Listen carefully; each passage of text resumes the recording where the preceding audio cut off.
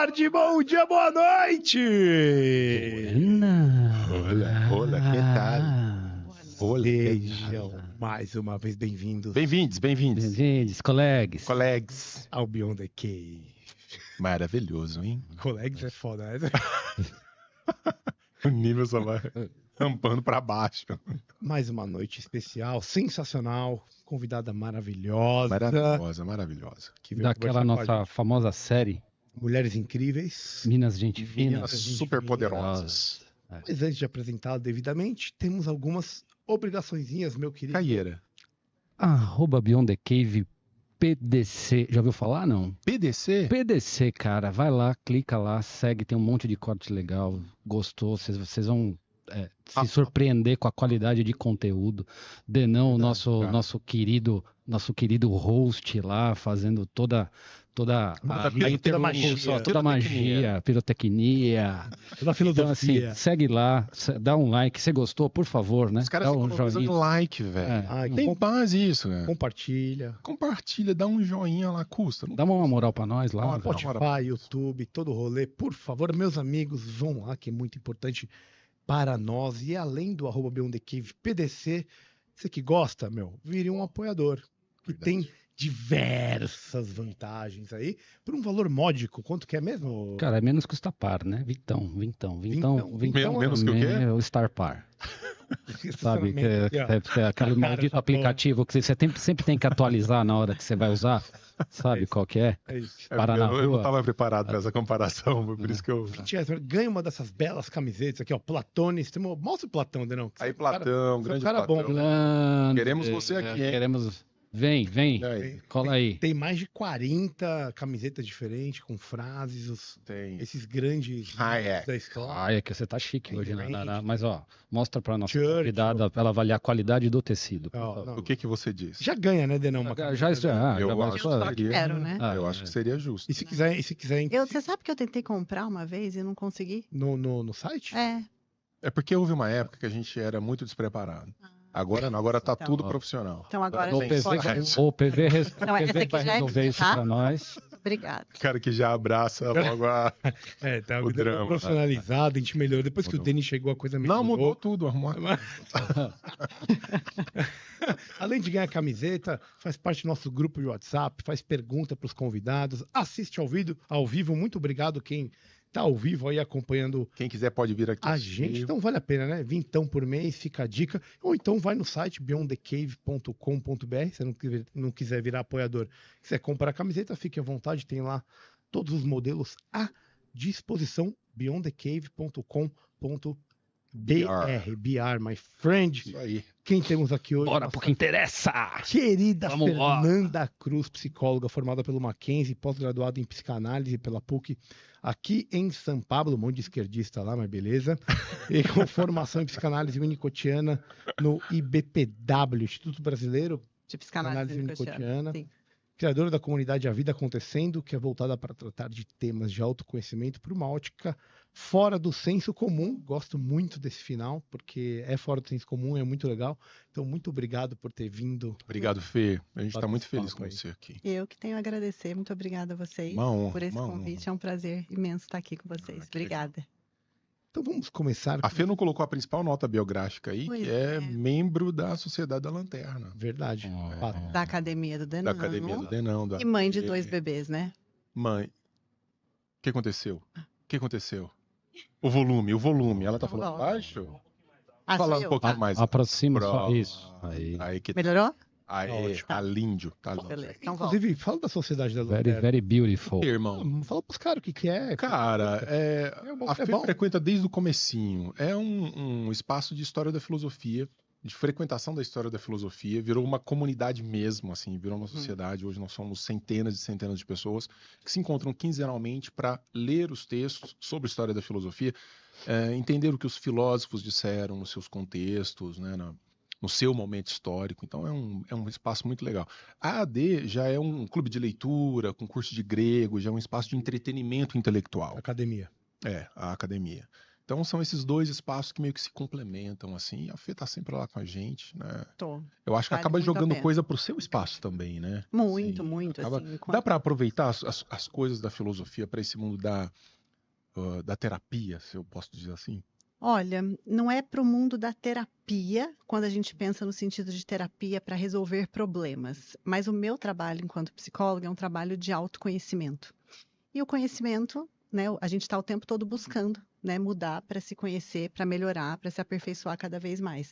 E não tem como, eu até falei com o paciente hoje, que quem faz terapia comigo são pessoas que gostam de uma profundidade das coisas, porque a gente vai avançando em coisas e vai fazendo reflexões que, sem dúvida nenhuma, tem um olhar da filosofia. Óbvio que eu não aplico isso enquanto técnica terapêutica, né, porque não faria sentido, mas o olhar da filosofia faz você ter um olhar para as coisas mais altas da vida, né? Que é o que a gente sempre fala lá na sociedade. E o olhar do autoconhecimento tem que ser esse olhar mais aprofundado para as coisas que vão além da superfície, né? Que é entender o que está além daquele óbvio que se apresenta na vida, na nossa vida, na vida do paciente. Então, meu trabalho é sempre tentar fazer essa volta na história dele, para que a gente possa, eu não invento nada, eu não crio nada, eu só ajudo a olhá-lo, né, por uma ótica que sozinho ele não conseguiria. E ter uma visão mais ampliada da vida que a filosofia traz, acaba ajudando muitas vezes nesse processo, não de uma forma de intervenção terapêutica, mas uma forma de poder, de fato, conduzir, de repente, por uma ótica mais ampliada e menos limitada. É o que eu percebo. Em termos de ideias, organização, de como você apresenta isso para o paciente, você acha que esse exercício, né, que é próprio da filosofia, né, que é a dialética, né, de confrontar duas situações e avaliar isso, né, que você pode chamar de reasoning, você pode chamar de análise crítica, mas que, né, é um pouco disso, de pesar os dois lados e tomar a decisão, mas que você ajuda a compor né, um cenário, uma consideração. Essa ferramenta filosófica, que isso é o exercício prático da filosofia em termos de busca de saber, conhecimento e reflexão de problemas. Isso te ajuda na prática assim do teu dia a dia ali dos teus pacientes? Me ajuda a ter uma escuta mais voltada para essa questão mais ampla da subjetividade humana. E tem uma questão muito socrática, né, que é a questão da retórica, né? Então tem uma questão muito filosófica e socrática nesse sentido. De novo, não é, acho que é bom deixar claro que não é como intervenção, Claro. né, terapêutica, mas é de fato como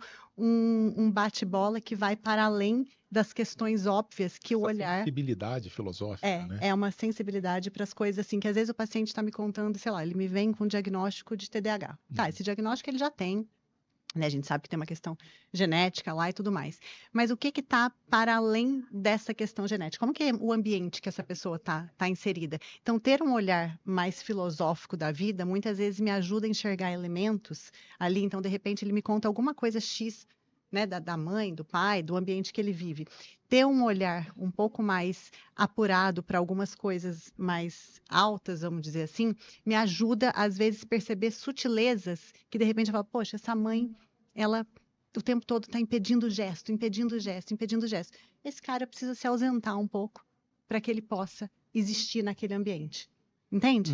Então, existe, muitas vezes, um TDAH e muitas vezes não. Muitas vezes é um diagnóstico errado, que é só uma questão ambiental ali, que observando, de repente, esse tipo de reflexão, a gente consegue perceber. Então, eu já tive, né, quadros nesses no consultório de pessoas que chegaram com diagnósticos que não eram devidos ou que chegaram com diagnósticos devidos, mas que se a gente não entende aquele ambiente por uma ótica mais aprofundada, a pessoa não consegue ter uma melhora sem essa compreensão. Então, sem dúvida, isso ajuda bastante.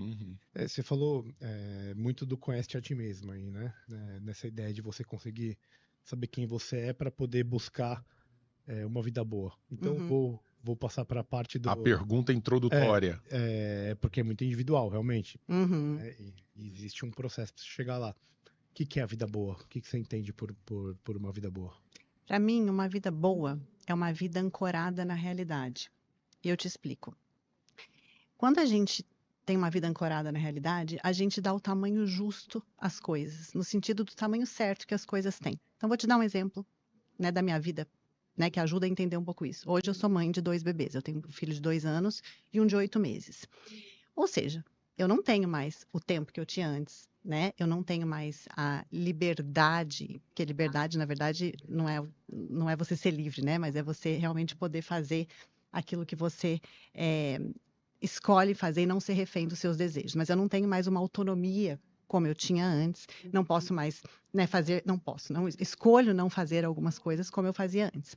Se eu não entendo que a maternidade traz em si esta necessidade para que eu seja uma mãe presente ali para os meus filhos nesses primeiros anos de vida, o que eu vou fazer? Eu vou ficar o tempo todo lutando contra isso. Ai, que saudade do tempo que eu saía. Ai, que saudade do tempo que eu podia dormir uma noite inteira. Ai, que saudade do tempo em que eu podia escolher fazer o que eu queria. Isso vai fazendo com que eu me relacione com uma fantasia que está desconectada da realidade. Agora, ao passo que eu entendo que a realidade que se apresenta é assim, e aí a gente entra um outro ponto que para mim é a questão também de uma vida boa, que é você se conhecer no sentido de a realidade não é assim e eu estou me submetida a ela, eu não estou submetida a ela, é uma escolha.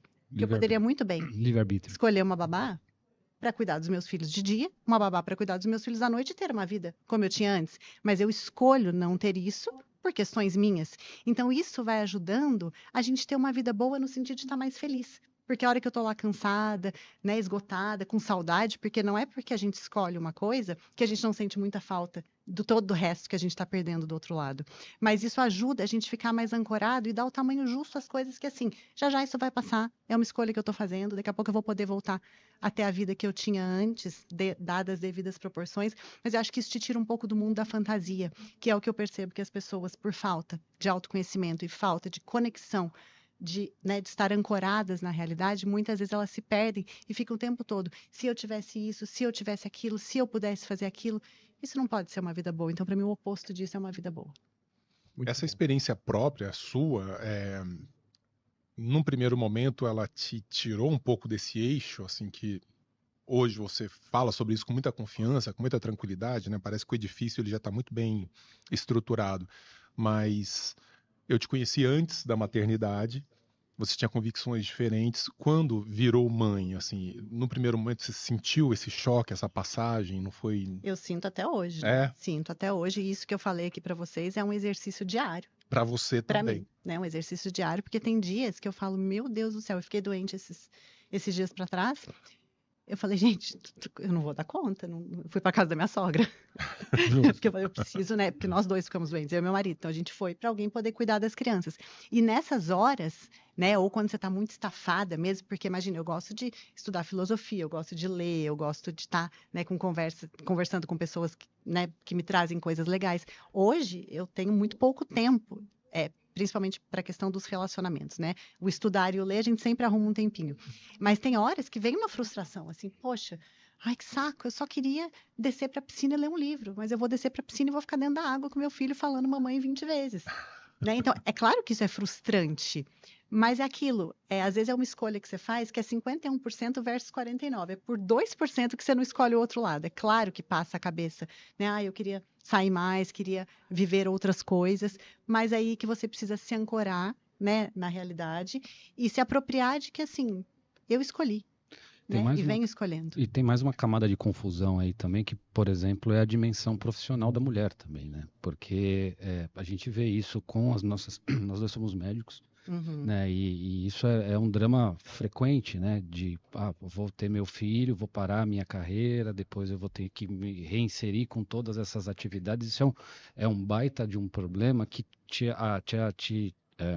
desconecta da realidade, né? Então, e aí, a minha pergunta para você é, como é que está essa questão de transtorno de ansiedade? Isso é uma epidemia, né? Que a gente achou que ia passar do Covid, isso ia voltar ao normal, isso continua, a epidemia ficou com níveis alarmantes, né? E continua na mesma incidência. Isso tem um impacto de saúde mental na sociedade, na força de trabalho imenso, e ninguém sabe como cuidar disso. E, de repente, os profissionais de saúde que tratam de saúde mental tiveram que se adaptar a essa nova demanda. Sempre existiu ansiedade, imagino eu, mas eu queria que você contextualizasse como é que anda isso do ponto de vista, né, do psicólogo. Como é que está hoje em dia isso? É muito boa a tua pergunta, porque, assim, de fato, né, quando a gente se torna mãe, é natural que a nossa carreira pare, né? E demore pouco, muito, aí depende da escolha de cada um para retornar, para retornar. Mas fato é, isso acontece. E uma coisa que eu sempre bato muito no Instagram, e tenho muito problema com as pessoas por isso, é porque a hora que eu falo isso, as pessoas levantam bandeira e falam: você não está defendendo a nossa classe, você está falando então que a mulher tem que realmente, né, parar a vida. Não é que ela tem, ela para. Porque Ela escolheu fazer isso. ela escolheu, só que muitas vezes é uma escolha que não é feita com consciência, que não é ancorada na realidade. Então, assim, eu vou ter filho porque é legal ter filho, tá todo mundo tendo filho, vou engravidar e tal. Nossa, agora eu não sei o que eu faço porque a minha carreira parou. Igual, eu lancei a comunidade A Vida Acontecendo em 2021 a primeira vez. Eu vou relançar, já tive alguns outros lançamentos, mas agora que eu tô investindo novamente. É óbvio que se eu não tivesse tido filho, eu já teria lançado muitas outras coisas, mas faz parte. Então, entender a realidade nesse sentido te coloca numa posição, porque as pessoas ficam lamentando. Ah, é porque a minha carreira agora está atrasada. E Não, o que eu acho que assim, putz, sensacional, estou 100% de acordo com você. Eu acho que às vezes isso é até meio econométrico, do ponto de vista que as pessoas não conseguem perceber o ganho que é você estar gastando esse tempo com seu filho agora. Você vai colher esse fruto Em relação lá ao na resultado frente. do É, processo Pro resto da formativo vida. dele. você tem que ter uma baixa preferência temporal fodida para você renegar coisas que podem te dar prazer momentâneo é, para poder colher um negócio que você vai não tendo prazer fazendo lá na frente, entendeu? É difícil, não é uma coisa simples de fazer. não. Existe uma baixa preferência temporal, que é algo econométrico, dentro dessa sensação que é diária, que é o que ela falou. Você tem que matar um Mas o que eu negócio acho por dia. estranho, cara, eu não sei se a Fê recebe muito hater por causa disso, mas existe uma romantização da figura ou da ideia da maternidade, eu acho, também, assim, de que você não pode ficar puta com seu filho, ou de falar, dar uma explosão, de falar que merda, por que que eu vim mexer com isso? Acho que é uma coisa meio humana, assim, dizer, olha, não, nesse momento, agora é o meu momento, o seu momento não é esse, né, do menino. Tem um pouco disso também, não tem? De romantizar a ideia de Tem, maternidade. tem. Eu vou pegar um gancho aqui das duas coisas, né? Que aí eu até respondo a questão tua da ansiedade. Então, o que o Regis está falando é muito verdade, né? E as pessoas, de fato, elas não conseguem mensurar essa questão do prazer momentâneo. Então, as pessoas querem ter, né, os prazeres imediatos e não conseguem pensar no lá na frente, porque a gente vive em tempos onde a gente não pode se frustrar, né? A gente pode, mas a gente não quer, né? E isso é levantado como uma bandeira. Então, não, você não pode ficar triste, porque para tristeza você vai lá e toma um remedinho que fica tudo bem. Você não pode se frustrar, porque afinal de contas você pode ser o que você quiser, a vida só se vive uma vez. Então, existe todo um lema, né, que traz à tona essa questão de que, assim, eu preciso ser livre para fazer o que eu quiser. De repente, você se vê mãe e você entende que isso não é possível, a não ser que você escolha não ser uma mãe presente. E tá tudo bem. O problema é que as pessoas que escolhem isso, normalmente elas não arcam com as consequências disso. E aí lá na frente isso tem problema.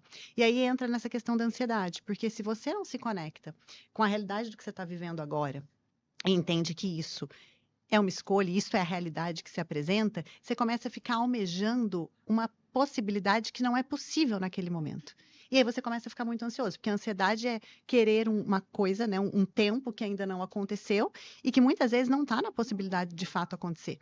Né? Então, por exemplo, eu tenho um bebê de 2 anos, né? Eu não coloquei na escola, porque eu trabalho de casa e optei. E aí eu falo que às vezes a ignorância é uma bênção, né? Mas sabendo de algumas coisas que eu sei, acredito, estudo, eu entendo a importância dele estar ali comigo ainda esse tempo todo.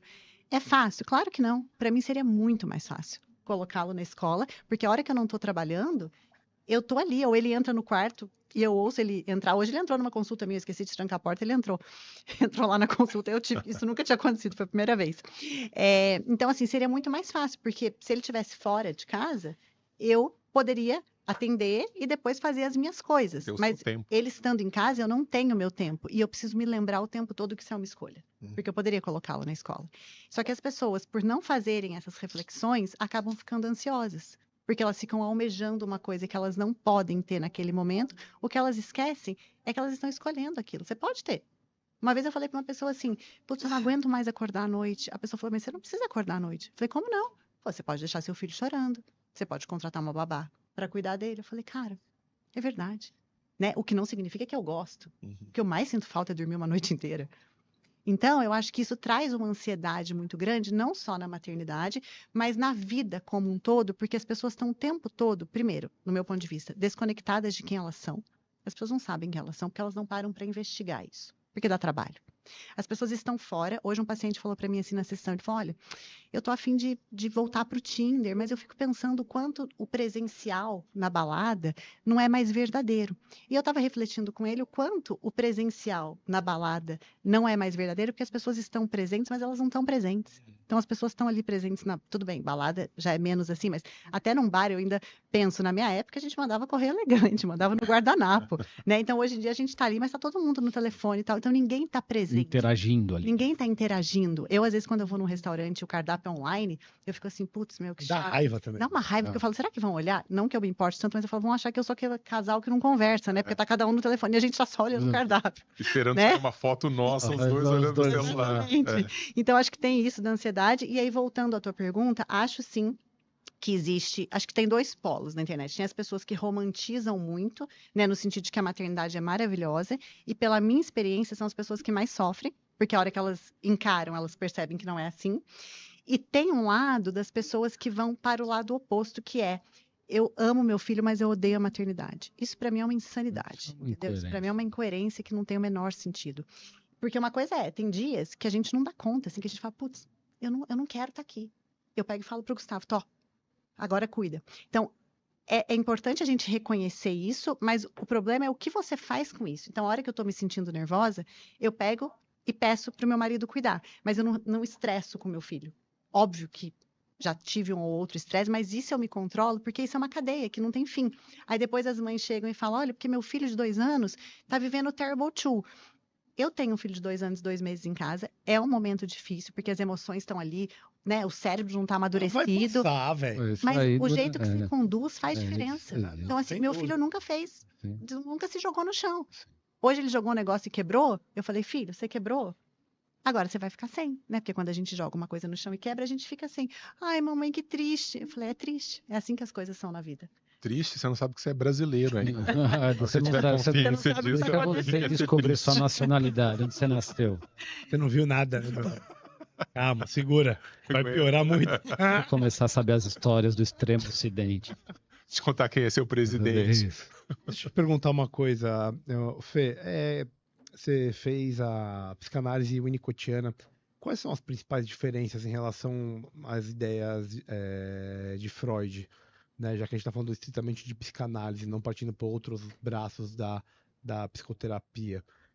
Explica para a gente o que é o winnicottiano. Sei que tem uma questão que você falou muito da realidade, tem muito a ver com isso mesmo, com as coisas que eu dei uma olhada. Mas qual que é a principal diferença com Freud? É que para Freud, primeiro que assim, tudo veio de Freud, né? E de fato todos os que vêm após ele se ancoram muito nele, ele tem uma importância de fato muito grande, embora eu discorde de várias coisas. Mas Freud, tudo era a questão da pulsão sexual, né? Que originava as coisas, né? De uma forma bem sucinta e resumida. O Winnicott, o que ele fala? Ele fala que o ambiente é o responsável por aquele indivíduo se individualizar de uma forma saudável ou não. E quem é o ambiente? Nos primeiros tempos de vida, é a mãe. Então, nos primeiros meses de vida, a mãe e o bebê não sabem que eles são diferentes, né? E depois, assim, é muito interessante que o Winnicott ele vai mostrando para mim de uma forma muito clara. Então, por exemplo, hoje eu tenho um bebê de 8 meses, ele está quase engatinhando. O que significa ele está quase engatinhando? Ele está me mostrando que agora ele está começando a ir para o mundo.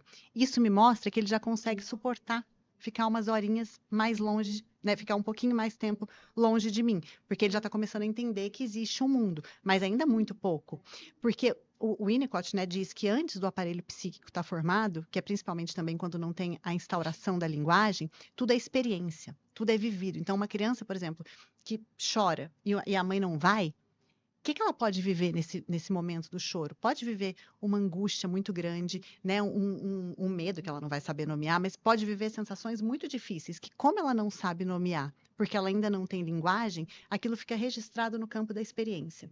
E lá na vida adulta, de repente, uma pessoa é largada pelo namorado. Então, o namorado sumiu na vida. De repente, a hora que eu vou entender a história de vida dessa pessoa, o jeito que ela lidou com aquilo foi muito complicado, por quê? Porque ela reviveu uma experiência de abandono lá de trás, que pela falta de linguagem ela não lembra ela só sente, só que por só sentir ela não consegue identificar, que é isso que a gente faz no processo.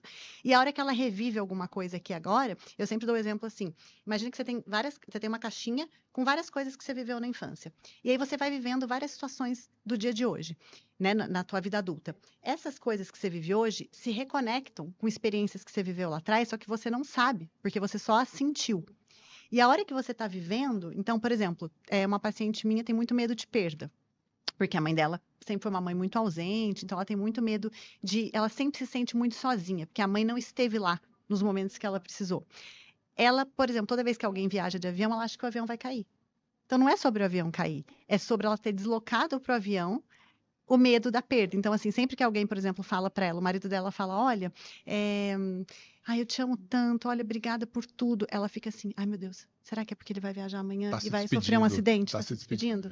E a hora que a gente vai entender na história dessa pessoa, a gente entende o quanto lá atrás houve experiências, né, que fizeram com que ela percebesse o mundo dessa maneira e não pudesse lembrar, porque não tinha linguagem. Então, o Winnicott fala muito disso, do ambiente como a mãe suficientemente boa, que é uma mãe que falha, porque se a gente não falha, o indivíduo não se individualiza, ele pode psicotizar ou coisa do tipo, mas uma mãe que está ali no tempo que ela tem que estar. Por isso que eu brinquei que é ruim saber algumas coisas, porque, por exemplo, o Gael não está pronto para ir para a escola. Como é que eu sei que ele não está pronto? Que ele fica bem longe de mim, mas ele sempre olha para ver se eu estou ali. Ele não pede para ficar na casa da avó, mesmo amando ficar na avó, a hora que eu chamo ele para ir embora.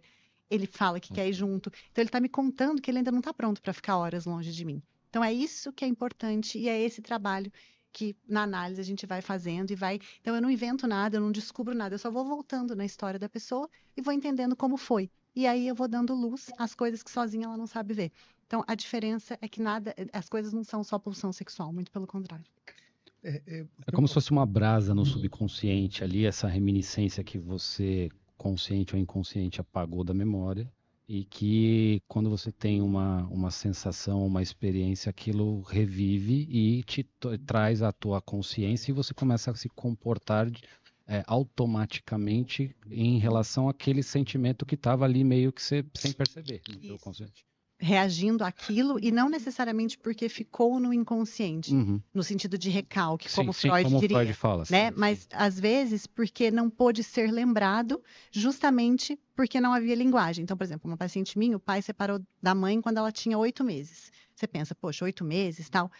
Se você for ver o que ela me traz na sessão pela falta que hoje a gente percebe que ela sentiu desse pai, você fala, cara, foram só 8 meses, mas foram 8 meses de experiência vivida, não de experiência pensada. E quando a gente avança esse tempo da criança, então imagine que eu tivesse colocado, por exemplo, tendo a possibilidade, né, gente, as mães têm que pôr os filhos na escola porque elas voltam a trabalhar e tá tudo bem, mas eu sabendo disso, tendo tido essa possibilidade, se eu coloco o meu filho na escola antes do tempo que eu percebo que ele está pronto, o que ele pode ter que fazer? Pensar a mãe fora do tempo. Isso pode trazer, né, consequências lá na frente. Então, é isso que a gente vê no consultório. Né? Eu tenho uma dúvida aqui. Você tá falando, acho bem bacana, mas é muito subjetivo, né? E eu, como tenho uma mente voltada para a medicina, a gente sempre pensa em produção de ciência. E existe, eu vejo, uma disputa, entre aspas, em relação à produção científica daquilo que vem da psicanálise e do que vem de outras áreas da psicologia, como a terapia cognitivo-comportamental, por exemplo. Como que você enxerga isso? Como que você vê e situa tanto a psicanálise freudiana, winnicottiana e o TCC dentro do campo científico?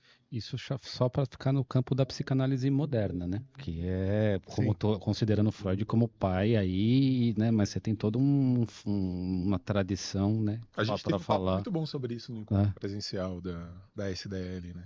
Que tava com o Léo, o Léo Costa, com a Lucille. Por isso que eu... E ela falou, cara, mas do quanto é ciência. É subjetivo, como que você consegue conectar uma coisa lá de trás com uma coisa lá da frente e garantir, porque você tem muito viés no meio do caminho, você vai ter muito barulho nesse rádio, se é que você me entende, na transmissão, E aí eu falo, pô, mas e aí? Como que é isso? Como que funciona isso? Barulho e viés sempre vai ter. Sinal de ruído. Independente de qualquer coisa. Hoje existem pesquisas dentro da USP que estudam o método psicanalítico, então já tem pesquisas ali, porque a gente pode estudar o método, a gente não pode estudar o inconsciente, mas a gente pode estudar o método, que é, né? Você pega eu aqui, pega outra pessoa ali, e isso já existe, né? Então, vários profissionais do mundo que têm a mesma conduta terapêutica e que, de fato, a gente observa as mesmas percepções, né, em relação àquilo. Agora, sim, o Léo ainda me respondeu isso, né? A psicanálise não é ciência por falta de pessoas que estão dispostas a colocá-la a teste, né? Por isso. E, de fato, eu acho que a gente, da psicanálise, tem talvez uma visão um pouco dessa coisa mais subjetiva, mais filosófica, mas sempre, no meu trabalho, muito ancorado à realidade, que a gente não fica... Eu vou falar por mim, eu não fico muito preocupada se é ciência, se não é ciência, até porque, como Sagan diz, né, a ausência de evidência não é evidência de ausência, né?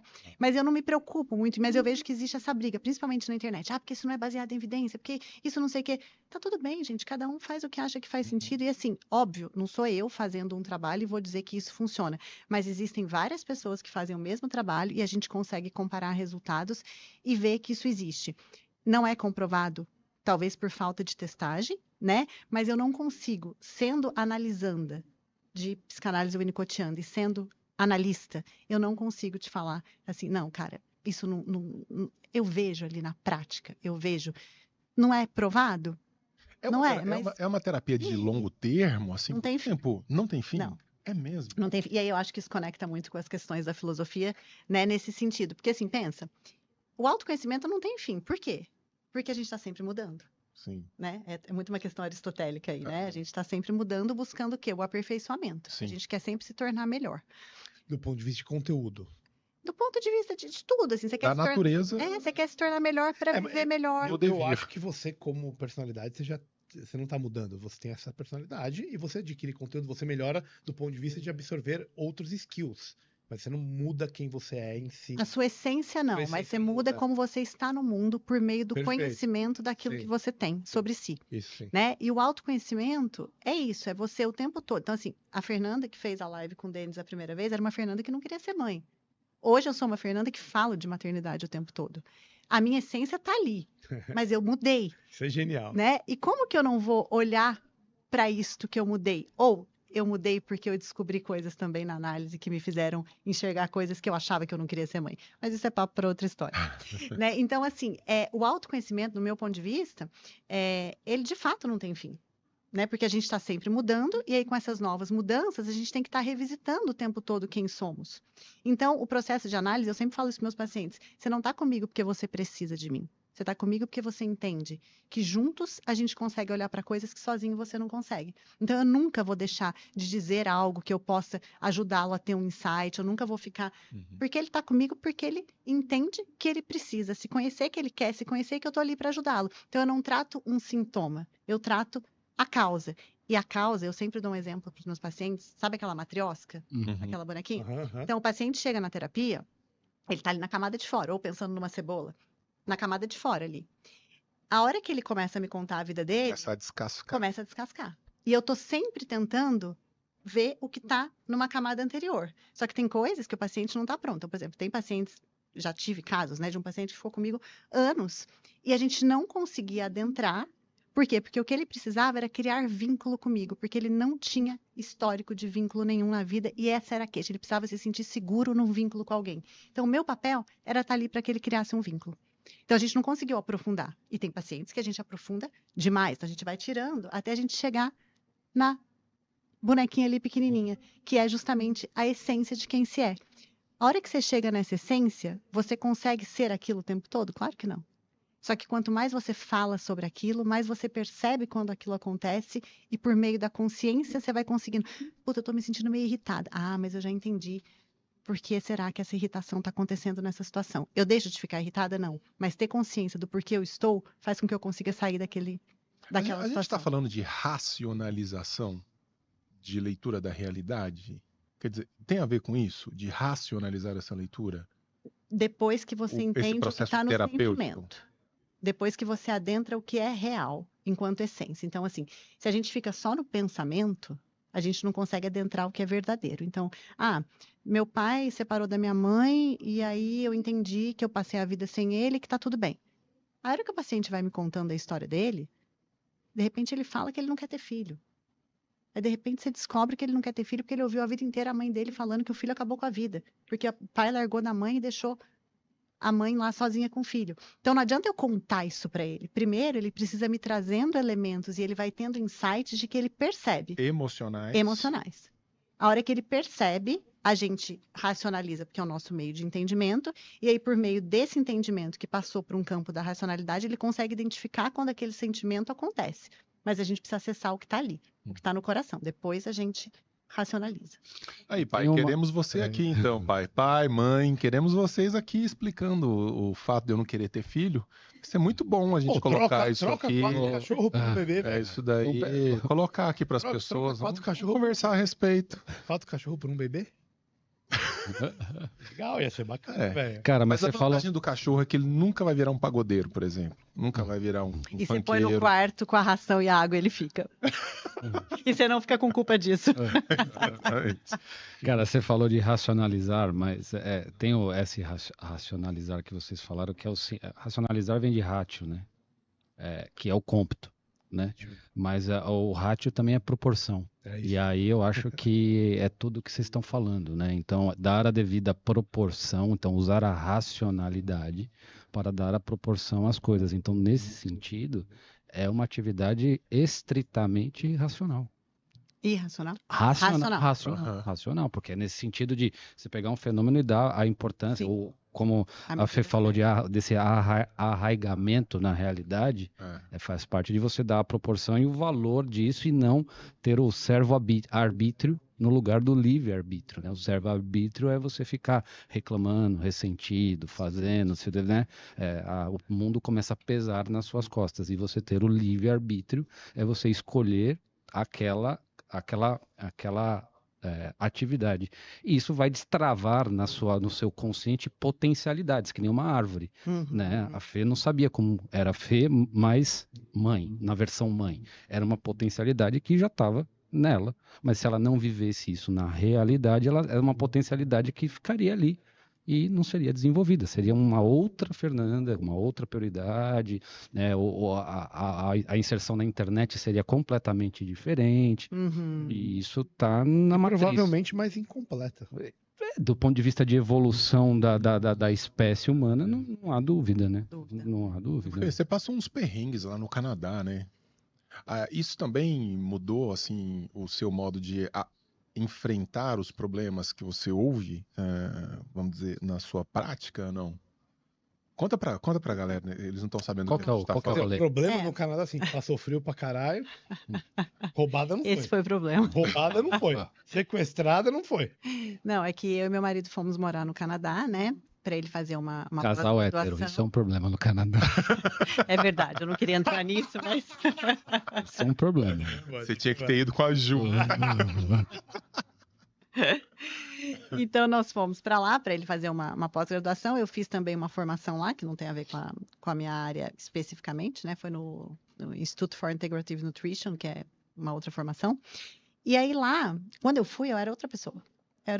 Eu não era essa pessoa que eu sou agora, muito antes de ser mãe. Eu era uma pessoa que acreditava que as coisas tinham um motivo de acontecer, que você bastava pensar sincero e desejar profundo que a vida acontecia. Gratiluz. Quase Gratiluz. Né? Vegetariana gratiluz. Tipo isso. Eu tinha um canal que chamava Joga pro Universo, imagina? Joga pro Universo. Energizava na cachoeira e pulava 7 ondas, certeza. Você punha esparadrapo no umbigo. É normal. Imagina, esparadrapo no umbigo todo ano no Réveillon. Né? E aí... várias amigas assim. Muito legal, velho. Incensinho, incenso. Não, conectar com o universo, né? Conectar com o universo. Tava nessa, eu era dessa vibe, eu acreditava. Sangue menstrual. Né? Não tem essa do sangue menstrual, jogar na terra e tal? Não, menos. Isso aí já é quase um talibã. Não, era só de conectar com o universo. Eu forcei. É satânico. Ó, Satã, queremos você aqui. Não queremos. É mentira. Os cristões. Isso aqui nós não queremos, não. Venha, arrombado. Vem junto com o PV, os dois logo. E aí... Ontem eu dei um pau no PV aqui, ó. Só pra deixar aqui, vamos registrar na câmera. Isso aí, violência. Quis fazer um MMA comigo, foi finalizado, tá? Vamos lá. Segue o barco. Desculpa. E aí, depois de um ano lá, né? Porque eu fui pra lá sem fazer análise nenhuma da realidade, tipo, vamos viver uma experiência bacana, tal, O fui. universo vai resolver. O universo vai conspirar a meu favor, né? Cheguei lá, entrei numa depressão profunda depois de um ano. Tive uma depressão muito séria, muito séria. Fiz tratamento, né? Psiquiátrico, psicológico e tal. E naquele momento da depressão, o que eu queria fazer? Eu queria voltar pro Brasil. Eu acreditava que o meu grande problema era, eu quero a minha vida de volta. Então, tudo que eu te disse aqui, eu pensava exatamente o contrário, né? Quero a minha vida de volta, quero a minha vida de volta. E aí, enfim, minha família, nesse ponto foi muito bacana, alguns amigos, tipo, e a minha mãe, principalmente, a mãe falou, Fernanda, você tem que ficar aí com seu marido, ele tá no começo do college. Eu falava, mas eu não quero. Ela, não importa que você não quer. E aí eu fui melhorando a depressão, eu falei, putz, aí eu conheci você. E conheci a Range. Pô, mas no pior momento da vida, pior não momento ajudou da em vida. nada. Você podia ter ajudado, Me né? ajudou muito. Largou o marido, abortou e virou randiana. Começou a fumar. Egoísmo Começou a racional. fumar crack. Cortou, largou o marido e ia pra festinha. Aí eu entrei em contato, então, com a filosofia da Range. A hora que eu comecei, porque imagina, ficava em casa, né? Quase não saía, porque o frio foi um grande problema para mim, de fato, porque eu não fiz uma análise antes. Quem me conhece sabe que eu sou da praia. Quando eu falei que eu ia pro Canadá, todo mundo falou, você é louco? Eu falei, imagina, gente, lá é tudo aquecido. Tinha a menor noção da realidade. Do que é frio. Né? Do que é o frio, né? É. E aí eu entrei em contato com a filosofia da Range. E eu comecei a estudar. Filosofia da Range, comecei a estudar. Eu falei, cara, é isso. A realidade é o que é. As coisas que se apresentam estão aqui nesse momento. Eu sou responsável pela minha vida. Se eu voltar para o Brasil agora, faltando 1 ano e meio para o meu marido me formar, foi um pouco antes de te conhecer. Se eu voltar pro Brasil agora, 1 ano e meio antes do meu marido me formar, meu casamento vai acabar. Eu não quero que isso aconteça. O que eu posso fazer? Aí eu comecei, então, a estudar muito a filosofia da Range. Comecei a fazer contato com algumas youtubers lá, que foi quando o meu Instagram começou a crescer. Eu comecei a gravar no Canadá? Vídeos. No Canadá. Eu trabalhava em RH, essa parte eu não contei. Eu trabalhei 10 anos em RH. Era super infeliz, sempre fiz pós-graduações na psicanálise clínica e tal, mas como eu sempre gostei muito de dinheiro, e naquela época não tinha Instagram, eu fui para RH e lá fiquei. Quando eu fui para o Canadá, eu falei, agora eu não quero mais isso, agora eu vou focar só na clínica. Comecei a investir muito na clínica, estando lá. Aí meu Instagram começou a crescer, eu comecei a ver um potencial, porque meus pacientes todos chegavam de lá e até hoje chegam de lá. E aí eu comecei a entender um pouco da filosofia rangiana e falei, cara, tá errado, não dá para eu ser infantil desse jeito, não dá para eu achar que a vida... Aí eu fui trabalhar como personal trainer numa academia, nas horas vagas, porque eu achava que um dos problemas também da depressão era eu ficar muito em casa. Então, quando eu não estava atendendo paciente, eu ia trabalhar numa academia, que foi o trabalho que apareceu, eu sempre gostei de treinar e tal. Durou 3 meses, meu consultório lotou. Falei, não, agora eu vou ficar nisso. Então, eu estudava muito e trabalhava muito. E eu lancei meu primeiro curso quando eu estava lá. Então, eu mudei a minha visão. Então, assim, eu acreditava em Deus e aí eu não... passei a não acreditar mais. Mas tem uma coisa que me chama a atenção. Porque assim, você está falando e te levou para a filosofia randiana. Só que você estava fazendo uma coisa que não era para você, era para os outros. Você estava abrindo mão, porque falou, não, eu vou ficar aqui por causa do meu casamento, por causa do meu marido, porque eu estou deixando de fazer uma coisa para mim. De aproveitar, de voltar para o Brasil, de ter uma vida. Então, eu não sei, será que o propósito ele não é randiano na base, né? Porque para mim, separar era a pior opção. Então, me separar seria uma coisa muito ruim. Então, mesmo sendo ruim toda a escolha de estar lá, se eu me separasse, eu iria sofrer mais. Então, não foi por ele, foi por mim. Não, te entendo. Isso é extremamente É uma perspectiva egoísta. Isso é uma perspectiva egoísta racional. Então, eu não fiquei lá por ele. Ele quis ficar lá e para não me separar dele, eu escolhi ficar, mesmo não querendo, mas colocando num cálculo racional, as perdas que eu teria se eu me separasse seriam maiores do que se eu escolhesse viver as outras coisas que eu queria naquele momento. Então, foi rangiano.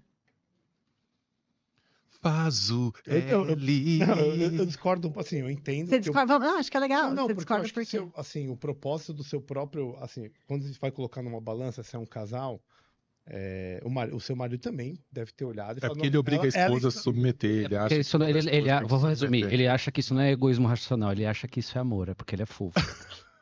Entendeu? Então isso não é egoísmo racional, isso chama-se Uma espécie de amor. ursinho carinhoso. Faz misturado assim, um com coraçãozinho que tá tudo Tá certo. tudo bem. Eu entendo que o casamento era um negócio importante que você apostava que aquilo ia te fazer pior depois no final.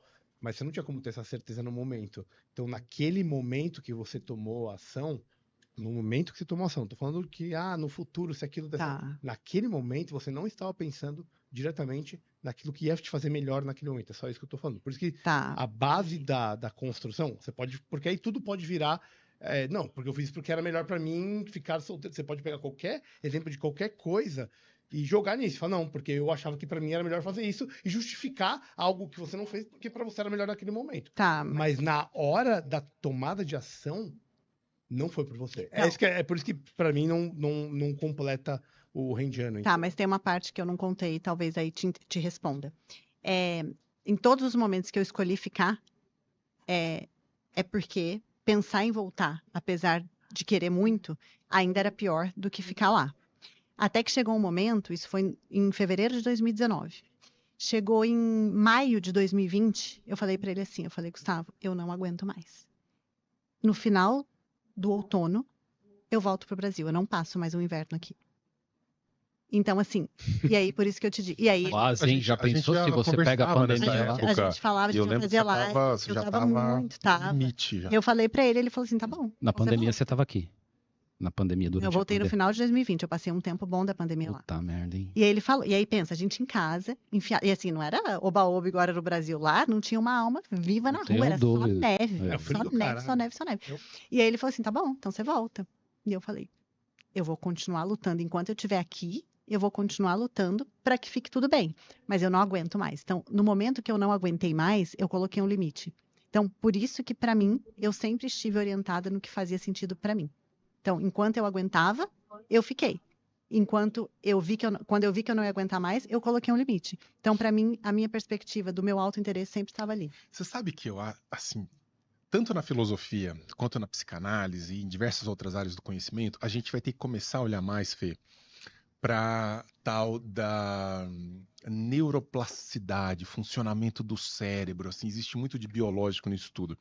Eu gravei um podcast recentemente com o Wesley, que é um Quem psicólogo. Que te liberou pra ir lá, velho? Não, mas eu pedi pro... Autorizou a produção. Quem é o PV? Quem liberou? Eu pedi pro Boni. Liberou? Pra ir no outro podcast? Mas eu agradeci, eu fiz igual aquele cara que vai para outro canal, falou assim, queria agradecer a liberação do Beyond. Esse negócio, aí eu falando alguma coisa sobre isso e tal, onde eu vou, a galera acaba falando de Randy, não tem jeito. Aí, falando sobre egoísmo, ele falou assim, Denis, sabe o que é interessante? Mas a gente não desenvolveu a conversa, a gente teria que voltar para uma conversa nesse sentido. Ah lá, tá querendo voltar ainda. Quando... Não basta isso. Não, mas vamos trazê-lo aqui. Vamos trazê-lo aqui. Pagou bem, pelo menos? Hã? Pagou bem? Pra caralho. Relógio aqui, ó. Depois mais um pouquinho pra mim. Esse em Rolex aqui eu comprei lá. Hoje a mãe saiu. Tá muito sassaricador o senhor, viu? Aí ele falou no seguinte, falou assim, olha, quando nós pegamos o estudo de ativação neural, quando o sujeito faz uma ação que ele considera egoísta e uma ação que ele considera altruísta, acendem-se as mesmas luzinhas. Catso, velho. É porque eles não sabem o que é egoísmo e o que é altruísmo. Não, você entende que a questão é que isso que nós chamamos de ação altruísta é sempre, em última instância, uma escolha egoísta, porque nós estamos lidando com tempo, elementos de escassez. Então, quando eu resolvo colocar R$1.000 por mês para vir ao podcast em São Paulo e não doar isso para a causa animal ou para os menininhos com câncer no Hospital do Câncer, eu estou... Você não passa de um escroto. Vagabundo. Você está fazendo escolhas com base numa escassez de elementos. E, em última instância, mesmo que considere uma ação altruísta, por exemplo, não, agora eu vou ajudar as criancinhas, é uma ação minha, com base nos elementos de escassez. Você faz bem. Assim, tô falando sem entrar em polêmica, mas do ponto de vista neuroplástico, eu achei isso muito interessante. Eu concordo com você desde que você acha que o lugar da alma é num lugar que acende no cérebro. Aí você está partindo dessa premissa. Não, eu não vou entrar em discussão metafísica. Não, então, é por isso. Tudo bem, se você tirar a argumentação metafísica... Tô falando reação biofísica. Não, tudo bem. Reação biofísica. Então, mas se você considerar que, por exemplo, a reação biofísica você tem um conteúdo, é um líquido. Você pode ter dois conteúdos diferentes, no caso, como você falou, dois sentimentos diferentes, duas reações ao altruísmo e o cômputo, ou o que seja, dentro do mesmo lugar, que é o lugar que as naturezas... O fato de caber no mesmo lugar não quer dizer que a natureza dos objetos seja a mesma. Não necessariamente. Não necessariamente, de fato. Não quer dizer. Mas não chama a sua atenção? Mas eu acho que o fato de ativar os mesmos elementos, por exemplo, de compensação, né, de reconhecimento que você está fazendo. Isso é para poder operar o corpo humano, né? É quando você trata do bichinho. Aí nós estamos juntos. Não é esse bichinho que a gente tem... Isso é discussão metafísica. Eu já acho a física difícil demais de resolver. Mas mesmo do ponto de vista físico, isso eu acho que o que ele está querendo dizer, existe uma região que trabalha isso. E você não pode qualificá-la tanto como altruísmo ou egoísmo. Ela trabalha o sistema límbico. Pode, claro que pode.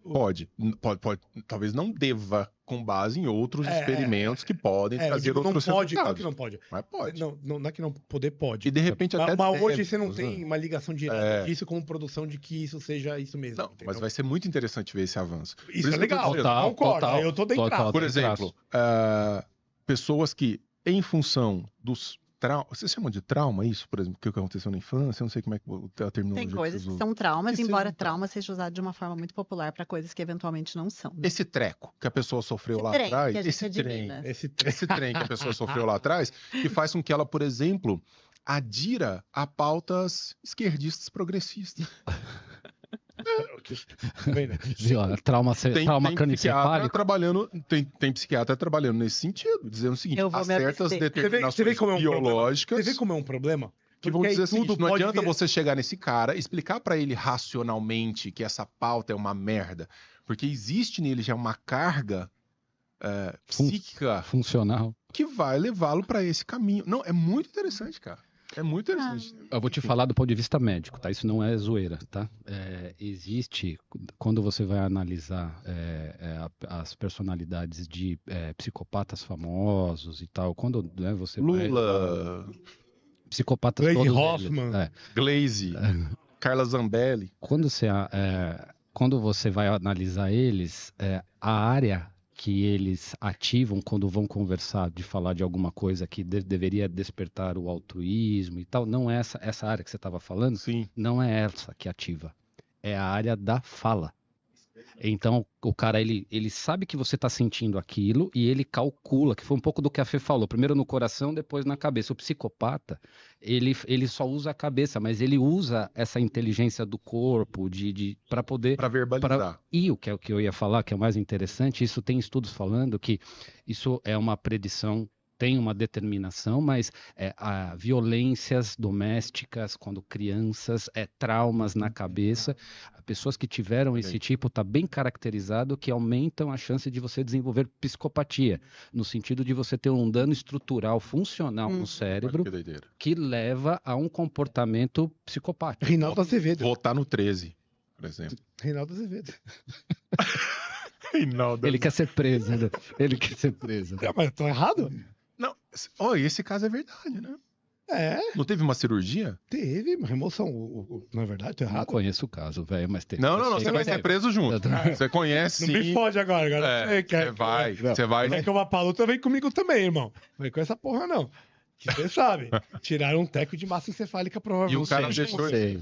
E o cara do dia pra noite mudou de posição política e tal. É brincadeira. Não sei, mas o pagador de Pix passou a ser outro. Não sei o que aconteceu, mas é verdade. Mudou, ele guinou, né? Ele foi da água pro vinho. Total. Né? Total. Você sempre foi mais alinhado aos princípios da liberdade, assim, do ponto de vista político? Sempre. Mesmo? Sempre. Nunca votou no... Votava no PSDB. Não, no primeiro Lula você votou com certeza. Não me complica. Nem na Nunca. E como é que você faz com a galera que já chega bem criada. Pra tratar com você, já chega filtrada também nesse sentido? Dane-se, pra você não faz diferença. A maioria, mas eu tenho pacientes que... E o legal disso, porque muitas pessoas falam assim pra mim, né? Como é que é? As pessoas ouvem as tuas posições, de política eu falo pouco, né? Porque eu tenho um pouco de sanidade. Mas, assim, por exemplo, a questão de Deus, né? Falo abertamente, Boa, né? sim. Que eu não acredito em Deus, por exemplo. Sim. Ateísmo ou Eu agnosticismo? sou agnóstica. Tá. E aí as pessoas, assim, às vezes as pessoas chegam até mim e falam, olha, putz, queria te falar, no consultório, né? Queria te falar um negócio aqui, mas, porra, é religioso, o negócio ele é de Deus, né? Eu sei que você não acredita. E aí eu sempre falo, o que eu acredito, o que eu não acredito, não importa. Aqui isso não cabe. Mas o mais interessante para mim é, se a pessoa está ali comigo me dizendo isso, é porque ela já sabe disso. Ela sabe que não tem um julgamento meu. Porque se ela soubesse ou Ela se nem sentisse falaria. julgada, ela não chegaria até mim. Aham. Entendeu? Porque se uma pessoa pensa, poxa, exemplo de Deus ou exemplo político. Eu sou de tal posição política, ou eu acredito em Deus. E eu sei que a Fernanda é de tal posição política, ou que ela não acredita em Deus. E isso se torna maior do que o que eu poderia fazer para A ajudá-la, relação de vocês, né? né? Ela não chegaria até mim ou ela não ficaria comigo. Então, as pessoas às vezes perguntam como é que é essa questão de se expor sendo psicóloga, né? Porque eu sempre falo que ali o Instagram eu tô como psicóloga, mas o meu Instagram não é profissional. Eu mostro a minha vida ali, eu tô como pessoa física e, claro, o trabalho é uma parte da minha vida, mas eu não deixo de expor as minhas coisas por causa disso. Então, de certa maneira, sim, as pessoas filtram. Então, de repente, esse post lá que eu estava contando pro Denis, eu fiz um post falando que mãe irritada tem filhos irritados, mães calmas têm filhos calmos, algo do tipo. E aí isso deu uma baita de uma polêmica, porque cadê o pai? Cadê o pai? Eu falei, cara, eu quis falar da mãe, né? Mas o ponto é, cadê o pai? Cadê o pai? Porque as mães que têm filhos irritados e leem aquilo não querem pensar sobre aquilo e Se trazer irritam. a culpa para elas. Se irritam Então, de elas ficam pensar pé da sobre... vida. Sim. Então, assim, nisso, eu já vou fazendo filtros. São pessoas que se apegam, eu acho que, na verdade, assim, pessoas que são muito sentimentalistas não conseguem ficar ali. Que acham que tudo gira em torno delas e que elas querem moldar a realidade para atender os seus próprios desejos. Então, Sai, narcisista. Esse Vaza. paciente vai embora. Vaza. não chega, Não chega. não chega. Não chega. O cara que chega, ele já sabe mais ou menos a linha que... Ele vai ouvir umas. Ele. igual, vai. é igual o cara que chega em você. É. A igual o gente cara faz que um chega em filme. você. Na Sociedade da Lanterna, mesma coisa. É igual o Denis pedindo voto. É igual o Denis pedindo voto. É mesmo? Vai tomar no cu, não vota em mim mesmo, então. Você acha que eu tô errado? Então, meu amigo, Então vai se foder, velho. Então não tem obrigação. Boa, Faz o que você quiser. Você faz o que você quiser, seu otário. Esquece fuder. Bota em outro. Vai, come merda mesmo. Já que você gosta. Seu mosca.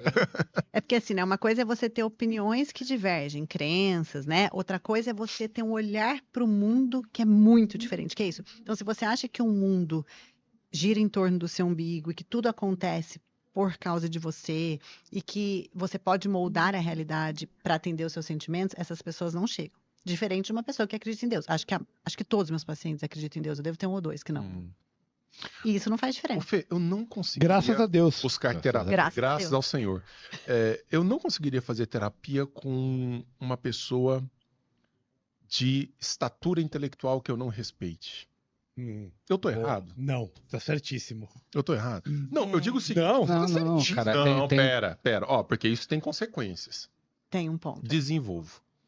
Imagine um cara que é um baita nutricionista, PV. obeso, igual PV, 850 quilos. E aí? Eu digo o seguinte, assim, se eu olho para um terapeuta e falo assim, esse cara, véio, não lê nem bula de remédio, ele tem preguiça, nunca leu, não tocou nada. Mas é possível que ele seja um bom terapeuta do ponto de vista técnico, sem ser um cara que tem uma estatura intelectual, Humanística. Uma formação humanística, que tenha travado contato com coisas mais elaboradas e tal. Depende do que você chama de bom, né? E aí, ó, que resposta esquisita. Então, assim, né? Eu acho, sim, que pessoas que vão por uma linha mais da linha que eu sigo, são pessoas que se aprofundam mais a essas coisas da vida. Existem Eu chamo de bom pessoas que resolver são- o problema. Então, por exemplo, tem pessoas que são tecnicamente muito boas, que manjam Uhum. de teoria, muito, talvez até melhor do que eu. Mas aí que tá, manjar de teoria necessariamente resolve o problema na prática daquela pessoa? Não. Mas a questão da admiração, que foi o que você falou primeiro, é um ponto muito importante, porque existe uma identificação, Uhum. uma projeção, né, e uma resposta do analista para o paciente. Isso Então, não é assim, uma viagem, portanto. Não é. Por exemplo, um paciente que te dá sono é um paciente que dá sono nas pessoas na vida. Ele está só reproduzindo ali no setting terapêutico, né? Então, isso é uma questão do paciente. Agora, se o paciente não cria uma confiança no meu trabalho, ele não vai conseguir se abrir para mim. E aí, se é um paciente que não percebe um valor agregado a você, seja porque você tem uma linha mais profunda, ele precisa perceber que você não é melhor, mas que você sabe mais, de alguma maneira, a ponto de poder ajudá-lo. Porque na terapia, você fala coisas que você não fala para ninguém. E você está ali abrindo sua vida com a expectativa de que aquela pessoa vai iluminar. Eu acho que há de haver uma empatia. Se não houver... O rapport? É o rapport. Se não houver rapport, não há processo terapêutico. Só que assim, aí o Denão, acho que a pergunta do Denão é a seguinte, tem pessoas que conseguem sobrepor essa empatia pela técnica. É isso. Pelo método. É isso. E ele pega, ela... É o sofista, no sentido extremo. Não é pelo contrário, não, porque... Não, é um sofista sim, ele não tá usando a técnica do jeito que tá, ele tá lá só no... Não, ele tá usando a técnica. Tá usando só a técnica. Ele não tem empatia. Tá usando só a técnica. Ele é muito técnico, ele não é sofista, ele só queria técnica. Caralho, cara, mas a gente não conseguiu nem chegar no consenso do que é ciência, você quer usar técnica científica de uma ciência que não existe, velho. Eu digo técnica científica, eu disse técnica. Quem colocou científica foi você. Não, existe uma técnica para qualquer coisa. Procedimento. Tudo existe não precisa ser científico, existe uma técnica. É porque a pessoa aprende a fazer aquilo. O quê? Eu já experimentei Eu já tentei. Tá. Eu já tentei. Aí... Você não faz terapia, né? Não. Dá pra ver. Tô brincando. Obrigado. Levou o pitch do livro. Acabou de ganhar o pitch do livro. Ganhou todos os livros. Foi só pra não perder a piada. Eu fui até beber cerveja com o seu lado hoje. Brincadeira. Traz a Coca Zero, que eu não vou fazer mais graça pra ninguém. Não, por favor. Não, deixa eu fazer. Eu vi que você não é um cara terapeutizado. Tô brincando. Você já tentou? Eu já tentei. E não rolou essa... A menina fez um esforço, mas meu pai do céu. É que eu acho que tem isso, assim, quanto mais... Convênio barato. É que quanto... Foi convênio? Não. Na época, eu tava recebendo pouco do Beyond, aí não foi exatamente uma coisa que eu conseguia pagar melhor. Era com participação. Não, é que eu acho assim, né? Se não há uma admiração, e aí eu acho que isso é pra tudo na vida, né? Se não há uma admiração no sentido de que existe algo ali que pode ser melhor e que pode me ajudar em algum aspecto. Então é isso, eu também, se eu vou para uma psicóloga, né, eu não conseguiria fazer terapia com uma pessoa, por exemplo, uma vez eu fui para uma psicóloga, que ela falou assim, ó, essa questão tua aqui com teu pai, é isso. Não conviveu muito e tal, é isso. Mandou na cagou a regra ali. A hora que eu fui entender o que estava atrás disso, tipo, tanto é que a hora que ela me falou isso, eu parei o processo com ela, mas porque eu sou uma pessoa profunda. Então, eu acho que também tem muito isso. Se é uma pessoa, de repente, que não busca, ou que não tem... O que é admirar alguém? É com base na tua referência. Né? Então, assim, isso é muito relativo, mas se não houver um rapport, não há processo terapêutico. Justo. Isso é fato. Deixa eu fazer a pergunta da... E como é que você faz para separar as pessoas, por exemplo, igual o Regis? O Regis é um cara que assedia muito, assim, quando ele vai fazer terapia com mulher, ele não sabe separar as coisas. Como assim? Sabe. Eu sou ginecologista, velho. Ah lá, por exemplo, tá respondendo uma série de processos. O cara tá levando pro lado porque, meu, não dá pra falar uma coisa dessa. Quer acabar comigo, como é que você rola isso? Porra, chute na cara, meu. Tá louco? Tudo isso por causa do pitch, cara. Perdeu o controle? Quer acabar com o meu CRM? Você fizer uma bagunça de palavras-chave. Vem tocar o programa primeiro. Porque depois dessa... Fica lá. Chama Subjúdice aqui, ó. Essa aqui. Existe uma técnica para você criar rapport. Fala no microfone, irmão, por favor. Aqui, ó. Fala aqui no microfone. Perdão. Já que você é o produtor. Agora a câmera tá... Não, só queria falar que existe uma técnica para você criar rapport, entendeu? Ah, é? E ela como é que é jantarzinho e tal? Não, na verdade, você pode fazer através, por exemplo, de palavras para induzir a pessoa, gestos, por exemplo, tom de voz é um exemplo também para você criar, para você induzir alguém. Mas a melhor forma de você criar empatia com alguém é você respeitar a visão de mundo dessa pessoa. Garoto. Sério, pô. Para. Foi uma pergunta? Agora, para de falar mal dele, tá? Nunca, eu não falei. Paga as contas aqui, cara. Nossa, é mesmo. Então. Nunca respondeu um processo na vida. Não vai dar certo. Mas você falou uma coisa interessante, né? Essa coisa de respeitar a visão de mundo. O que eu percebo hoje, né? As pessoas, elas querem desesperadamente serem ouvidas. As pessoas não são ouvidas na vida. Vocês já perceberam? A gente vai conversar com alguém. Porque meu filho tal. Porque meu filho também tal. É verdade. Né? É sempre assim. Né? Sempre tem essa... Você vai contar uma coisa da sua vida... O outro já vem com a vida dele. O outro já vem com a vida dele. Isso acontece o tempo todo. Isso é chato pra caralho. Isso é muito chato. Não, e o cara, às vezes, ele fala um negócio pior, né? Você tá contando porque também tem uma disputa de quem tá sofrendo mais, né? Ou quem deu mais certo também, né? Mas você tá falando de um fato seu ali. O cara... E as pessoas não sabem ouvir. Não sabem ouvir. Eu sei porque eu vivencio isso. Eu vivencio. É muito difícil eu abrir a minha vida para alguém, porque, em geral, quando eu vou falar alguma coisa, a pessoa vem com a dela. E aí eu falo, puta, eu vou falar na minha terapia mesmo. Então, assim, isso também acho que é um ponto que eu acho que, primeiro, o que ele falou do rapport, o rapport, no meu caso, claro, ele é criado ali no processo, mas quem chega até mim, como chega pelo Instagram, o rapport já tá feito. A pessoa, a hora que abre a câmera, às vezes ela até fala assim, ai, é legal, que legal. Eu te vendo, eu falo, ai, tá tudo certo, vamos lá. Tipo, aí já na hora eu já quebro ali e tal. Então já tem isso. Mas essa coisa do ouvir, né? Porque você tem que ouvir. Se você é um psicólogo que você não ouve, você não é um bom psicólogo. Então você tem que ouvir, você tem que dar o espaço, porque às vezes o que a pessoa precisa é só falar. Então, às vezes eu vejo que as pessoas buscam muito terapia para serem ouvidas, que é o único momento da semana que elas vão conseguir ser ouvidas. Eu gosto assim, gosto, né? Eu tô lendo, tento ler sistematicamente para poder entender um pouquinho melhor do Viktor Frankl, né? Da Terceira Escola Psicanalítica e tal. É bom esse homem.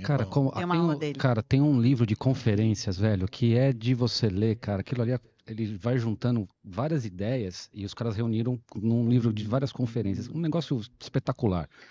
Que ele fala na logoterapia, você desenvolve a questão do propósito, né? E que esse propósito, ele perpassa todas essas camadas que a gente falou de sofrimento, alegria e tudo mais, porque o propósito ele é indestrutível.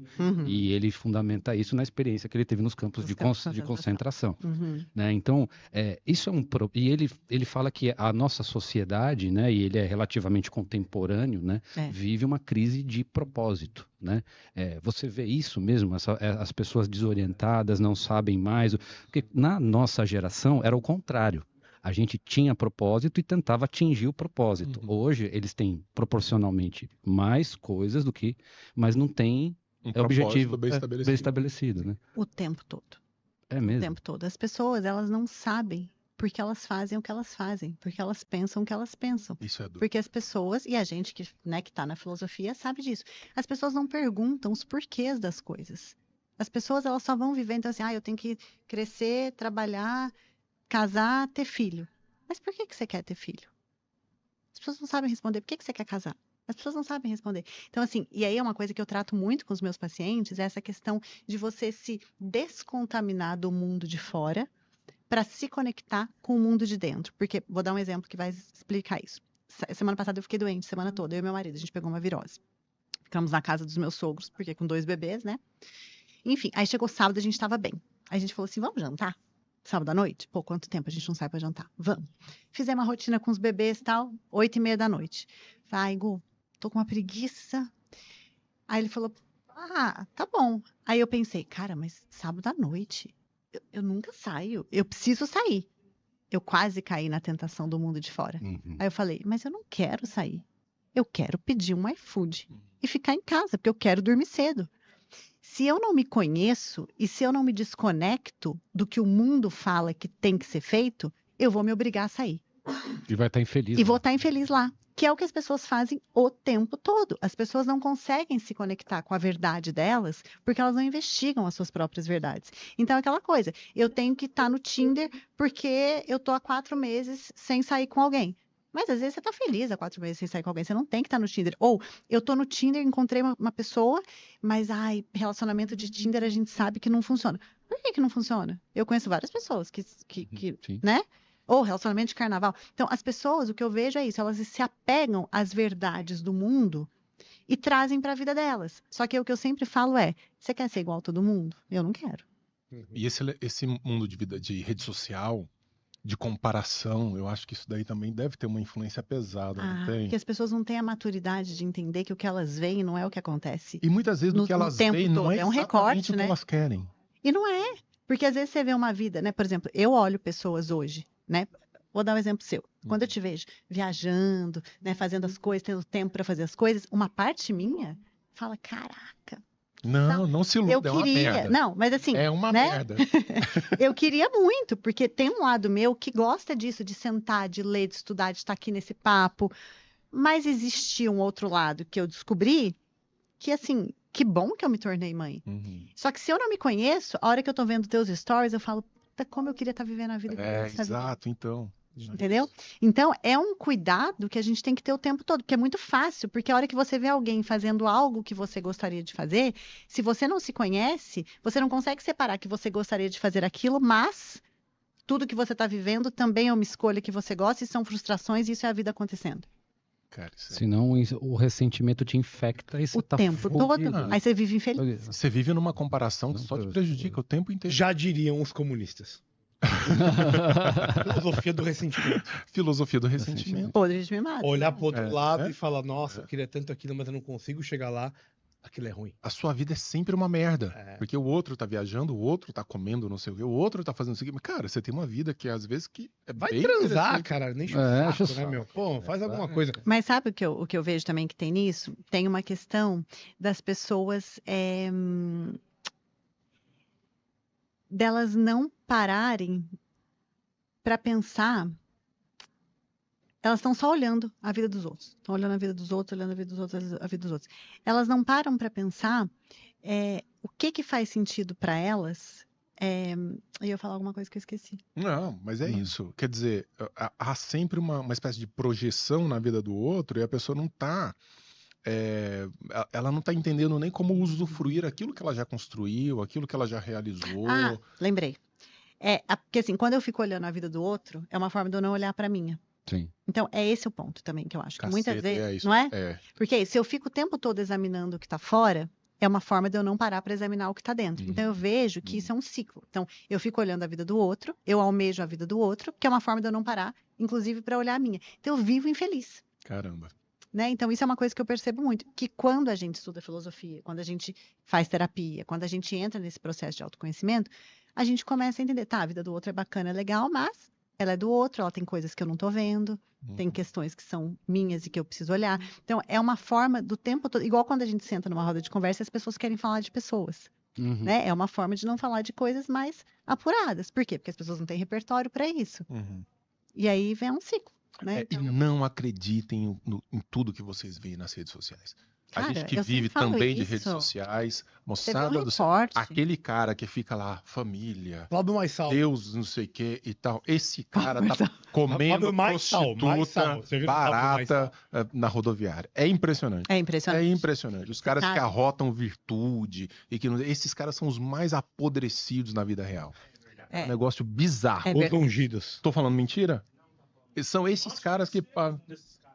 meu irmão, o negócio é bizarro. Não caiam nessa. Eu vi uma vez... Começou a falar muito, minha vida, minha família, minhas maravilhas e não sei o que. Pode saber que tá pegando trans lá na esquina de madrugada. Tá pegando traveco na Indianópolis. Porque se você tem isso de verdade e valoriza, você protege isso. Você não pode... É aquela coisa, né? É o tal do novo rico, né? Isso, Quem é rico, tá lá discreto. O novo rico tá com o logo da cabeça nos pés. Né? Então, assim, falar muito é uma forma de reafirmar para que você acredite naquilo que não é verdade. Dalrymple. Né? Dalrymple, uma mentira contada 1000 vezes até se tornar verdade. E você sabe que uma vez eu tava numa festa e aí eu vi um casal brigando e aí, de repente, a mulher virou e falou, para. Vamos tirar uma foto. Aí sorriram e tiraram a foto. Abraça, faz. Aí o pau torou, virou. E aí o pau voltou a torar. Aquele exemplo eu nunca mais esqueci. Eu falei, tá vendo? É sobre isso. Né? É isso. A gente vê só o que tá ali na foto. A gente não vê o que tá além disso. Deixa eu fazer a pergunta da minha apoiadora. Quem é? A minha esposa. Essa que parte. Se não te apoiar, mano. Fernanda também, Fernanda. Ela é da TCC, hein? Fernanda, será que vem? Fernanda psicóloga também. Ela te questiona, e eu acho que já que vocês estão falando de redes sociais, da questão das telas. Boa pergunta. Como você consegue equilibrar essa ideia de dar uma liberdade de escolha pro teu filho e ao mesmo tempo ter que cortar, porque a gente sabe que existe um exagero no uso de telas e ela pergunta também como isso pode influenciar lá para frente no futuro. Excelente pergunta. Nesse ponto eu sou muito radical. Não tem equilíbrio. Lá em casa não tem tela. Não tem tela. E esse é um dos grandes pontos que eu arrumo briga também na internet, porque assim, as pessoas falam, mas como você consegue ter 2 bebês e não dar tela? Eu falo, como você consegue só achar que a tela é a opção? Então, assim, se isso não é uma opção, isso eu acho que vale para tudo na vida. Quando você não tem uma perspectiva de algo como uma opção, você vai buscar outras coisas. Então, se a tela não é uma opção, a tela não passa na minha cabeça. E eu sou radical, escolha, né? Eu sou radical no sentido desse. Eu estou num ambiente que tem tela e eu vejo que é um ambiente pequeno ali, eu saio com meu filho, porque o ambiente está tudo bem, eu não sou obrigada a mudar o ambiente. Mas eu não deixo, de fato. Por quê? Porque a gente sabe que, infelizmente, a tela causa males, né? Falando do ponto de vista cerebral, cognitivo, né? De aumento da ansiedade, falta de concentração, disparo de algumas doenças, transtornos genéticos. Então, tem N questões que a tela causa. E, assim, as pessoas, às vezes, elas olham o meu filho Gael, elas falam, nossa, como ele é concentrado, como ele brinca com a tampinha da coisa. Eu falo, porque ele não tem tela. E outra coisa que as pessoas hoje, elas querem entreter os filhos o tempo todo. Eu fiz um vídeo esses dias sobre isso. Você não é parque de diversão para ficar entretendo seu filho o tempo todo. Ele precisa viver o tédio. Porque é só vivendo o tédio que ele vai entrar no ócio para desenvolver a criatividade e para saber lidar com a vida adulta lá na frente. Então, assim, como é que eu consigo ficar com 2 bebês em casa sem tela? A pergunta esquece a tela. Como é que você consegue só com a opção da tela? Então, assim, quando você não tem isso na perspectiva, você arruma outras opções. É mais cansativo? Óbvio, porque se eu dou lá uma tela, mas eu juro pra vocês, gente, quando eu vejo uma criança pequenininha babando em cima da tela, eu sinto dor no coração. Isso me toca de um jeito que eu nunca imaginei que fosse tocar. Eu tenho pena do que vem acontecer com aquela criança. Fritando mas o cérebro, em algum momento, essa tela vai entrar na vida dessa. Eu acho que quando entra... A gente não tem como... impedir completamente. Não tem.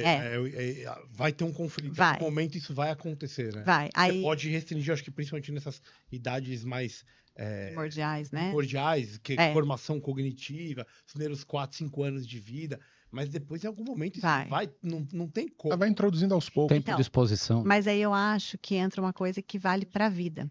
Quando a base é bem feita, entendeu? É verdade. Fica mais fácil. Você entrega. Então, assim, um dos motivos que eu também não coloco meu filho na escola, por enquanto, é isso. Porque quando ele entrar, ele vai chegar em casa, mamãe, por que o amiguinho... Hoje eu falo, né, que ficar olhando... Filho, não pode olhar a TV que dá dor, vai dar dor no olho, hein? Ele nem me pede muito isso, mas às vezes eu falo. Né? Por exemplo, o Gael é uma criança que hoje, uma pessoa falou pra mim assim, eu ponho uma musiquinha pra ele deita na cama e ele fica cantando a música. Uma sequência de música atrás da outra. Por que ele tem essa capacidade de concentração? Não é porque ele é um gênio, é porque ele não é exposto a esse tipo de coisa. Então, eu acho que, assim, se a base é bem feita, a hora que você entrega para o mundo, isso não vai ser corrompido. Então, ele vai ter acesso? Vai. Mas ele não vai ser corrompido mais. É que nem a capacidade de concentração da criança para poder ler, estudar, e a questão do hábito da leitura, né?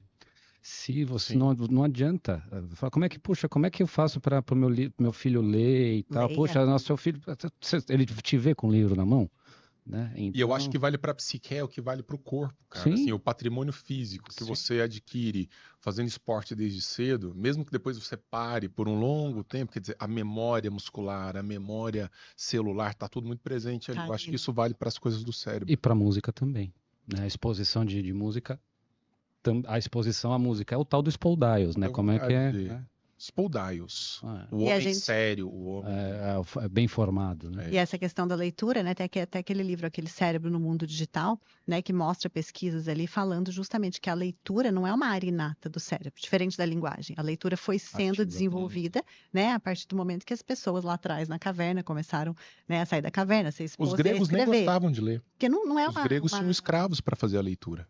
Então, e os escribas para poder escrever as leis. E os escribas, exatamente. É muito recente isso. Então, hoje, o que está sendo percebido na ciência? Que a área do cérebro da leitura está sendo cada vez mais não desenvolvida. Porque, de fato, a gente não lê. Tá havendo Tá havendo, né, uma repressão ali do negócio. Sim. Então, e é o tal do exemplo, né? Como é que você quer que seu filho lê se você não lê? Você vai tomar coca e mandar seu filho tomar suco de laranja? E o pior é quando lê na tela, lê no Kindle. Então, aí chega aviso o tempo todo ali, não dá, entendeu? É papel, é anotação, não tem como. Fala mal do Kindle, não. O Gael, ele sai na rua, ele quer comprar livro. É impressionante, é lindo de ver. Legal. Ele não compra. E a gente foi num parque dos dinossauros um dia desses, aí agora que saiu do parque, tinha aquelas lojinhas, né? E aí eu fiquei encantada com as coisas, e eu falei, eu quero comprar alguma coisa para ele. E ele não pediu nada. Eu falei, eu não vou comprar. Porque eu não vou incentivar, porque isso é outra coisa. Os pais começam a incentivar por uma necessidade própria e depois querem cortar. Se ele não se abriu para isso ainda, eu preciso cuidar. Eu queria muito comprar. Mas se ele não me pediu, eu não vou incentivar. Então também tem esse cuidado o tempo todo, né? Do que eu estou ensinando, do que eu estou incentivando. Porque a fruta não cai longe do pé, gente. Sem dúvida. Não tem como. Eu não consigo fazer isso com os meus cachorros, velho. Imagina se eu conseguir fazer com o filho Mas como que o cachorro te pede o biscoito? Não, cara, o cachorro, eu tô comendo carne aqui, ó. Mas é mais difícil. Ancho, tal, não sei o quê. Ele olhou pra mim. É um ancho, velho. E você manda? Ele olhou pra mim. Ele olhou. Ele não sabia o sabor. Aí eu falei, neném, papai. O que eu tô fazendo? Faz bem criando um monstro. O meu cachorro hoje, ele senta à mesa comigo. Mas ele tem mais 2 semanas ele vai com garfo e faca. Certeza. Ele vai mastigar ali, vai cortar. Obrigado, era só isso mesmo que eu queria. Só tomar cuidado pra ele não fazer um cocô na mesa. De resto, tá tudo certo. Não, isso ele não faz. Por enquanto. Vamos para o nosso querido Pitch do livro. Não.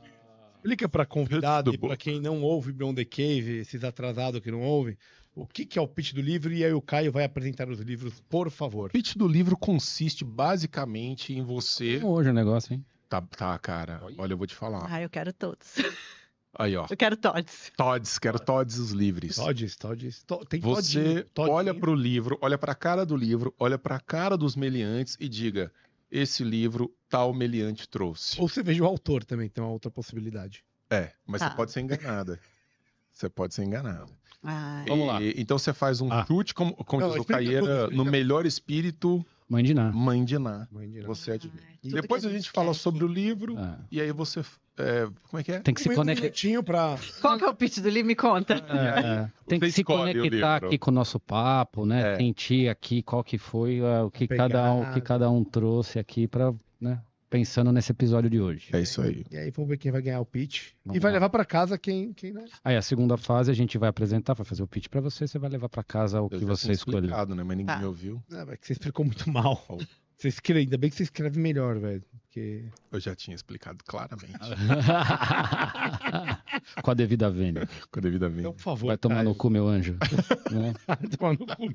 Com a devida vênia. Vamos lá, agora vamos apresentar.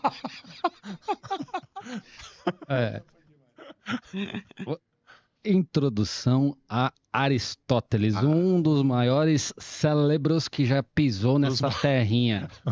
Giovanni Reale. E outro monstro, né? Giovanni Reale. 2 monstros. 2 monstros. Num livro só. Cara, esse livro é fantástico. E 2 monstros também aqui, ó. Num livro só também. Esse aqui, ó. Hans Hoppe.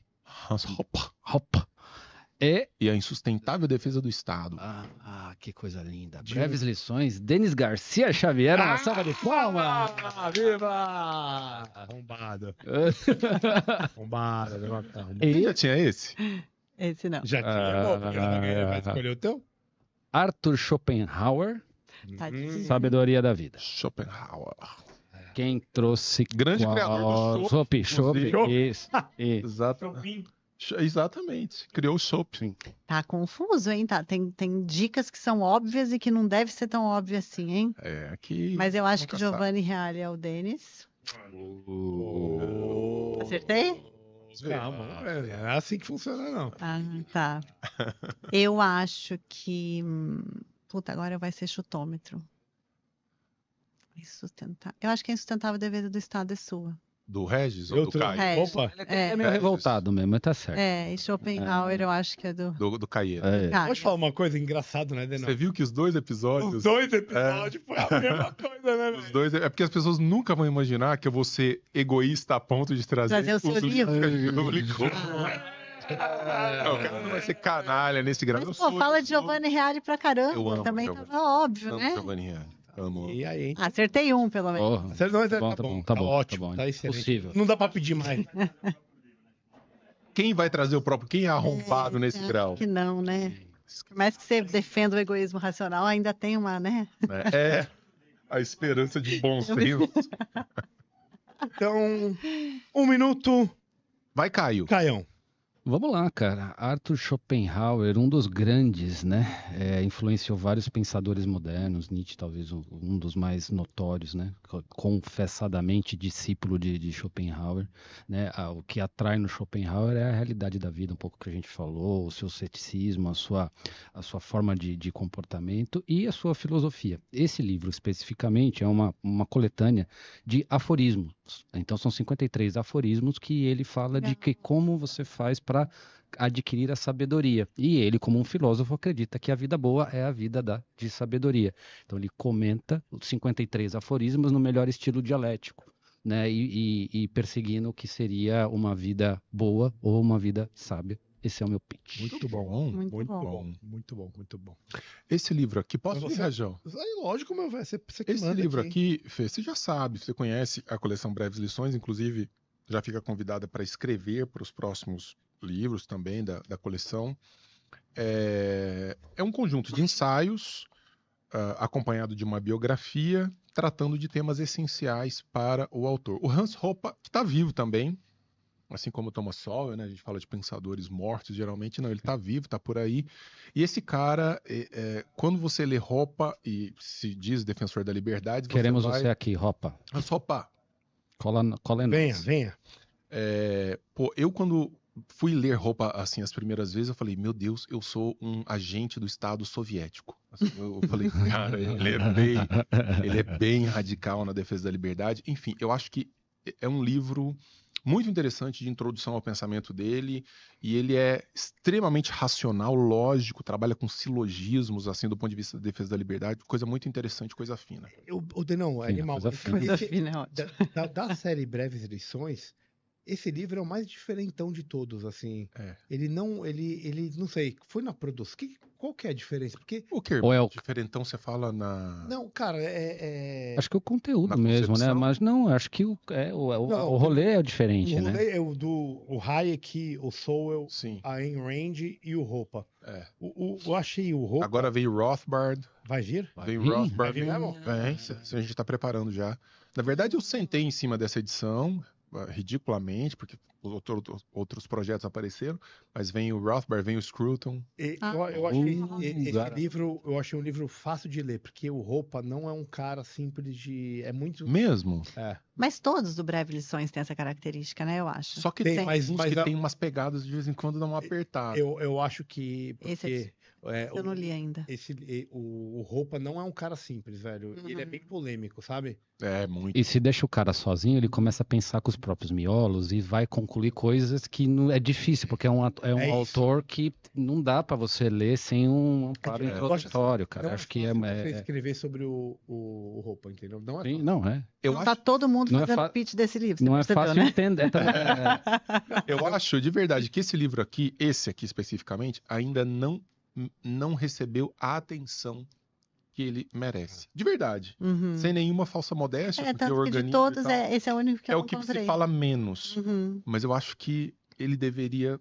Vou insistir um pouco mais na divulgação dele. Eu também acho. Né? Falei por isso, tá? Porque eu gosto de meter o pau, quando é bom, eu falo. É verdade. Aqui é verdade nua e crua, não tem meio termo. Vamos a quem vai ganhar. Brincadeira. Mas é engraçado, né, Fernanda? Você chegou aqui falando que a vida boa é a medida certa. Ele usa esses argumentos, ele vai em cima do que a pessoa falou, aí ele manipula a cabeça da pessoa. Mas esse livro foi escolhido antes. Ele vem tem uma faca guinso depois. Não esperei ela falar e peguei um livro do bolso e falei, é ele que vai entrar. Se fosse um livro de receita, ele ia falar assim, você disse que não sei o que, é o bolo que tá aqui, é ridículo, cara, é um negócio totalmente O cara falou artificial. 3 minutos, eu ainda ajudei o pitch dele. Não, desculpa, é verdade. Ele me detonou. Eu já tô no... Só porque foi bom, só porque foi boa a minha colocação, porque se fosse ruim ele não teria falado nada. Ele tinha ficado quieto e deixado me enforcar. Então, como foi boa, ele foi lá e meteu... Como um bom egoísta racional, né? É isso, pra você ver como tem um problema aí nesse rolê. Certamente Aristóteles não era um egoísta racional, diga-se de passagem, Mas assim, é engraçado porque eu escolhi o livro antes e você começou falando da medida certa.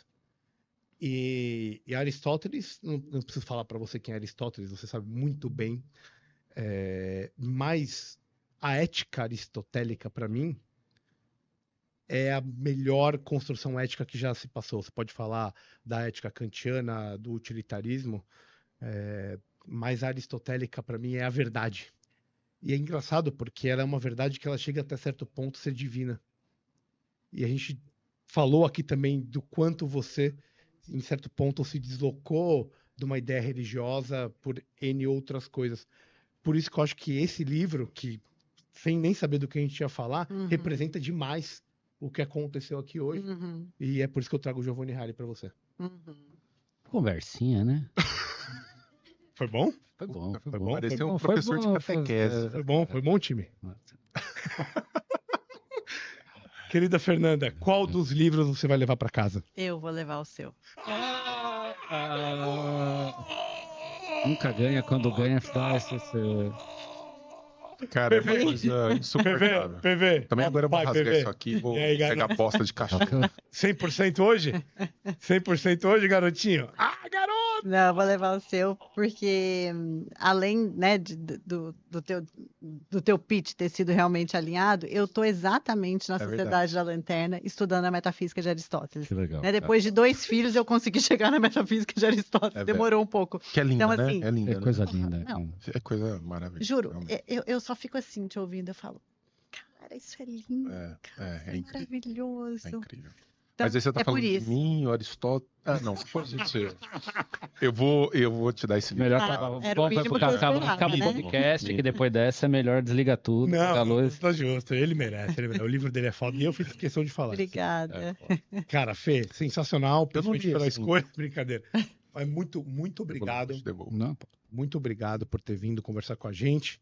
Tentamos a primeira, a segunda deu certo, foi muito bacana. Muito legal. A primeira vez que a gente convidou a Fê, ela tava grávida. Eu lembro. Ia ser uma conversa terrível, porque ela tava naqueles efeitos completamente hormonais, ia chorar, vomitar. Ia ser um negócio, agora você vê que é uma mulher totalmente diferente. Totalmente diferente. Agora, né, não pretendo ter mais filhos, então daqui pra frente. Não pretende mais? Não, agora não. Obrigado por ter vindo. Tá? Obrigada a vocês pelo convite, foi um papo agradabilíssimo.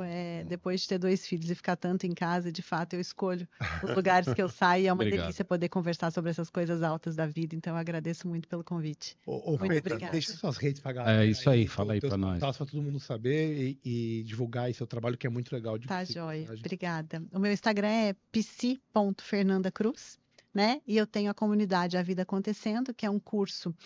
Foram aulas dadas ao vivo, engraçado que eu fiz essa comunidade e depois de 2 encontros eu engravidei do Gael. Então a vida aconteceu, né, em paralelo a esse curso, então foram aulas que eu fui dando ao vivo para tratar de temas do senso comum, então, egoísmo racional, julgamento, propósito, tem uma aula do Frankl lá, por uma ótica fora do senso comum. E agora, daqui a alguns meses, eu vou relançar a comunidade, agora a nova versão após a maternidade, então vai ter muito conteúdo de maternidade lá também, então fiquem de olho lá. Que legal. Só para avisar os esquerdistas, é Fernanda Cruz com Z. Valeu, galera. Pode dar aquele toque final. Brincadeiras à parte. Muito obrigado, galera. Valeu. Boa noite. Valeu.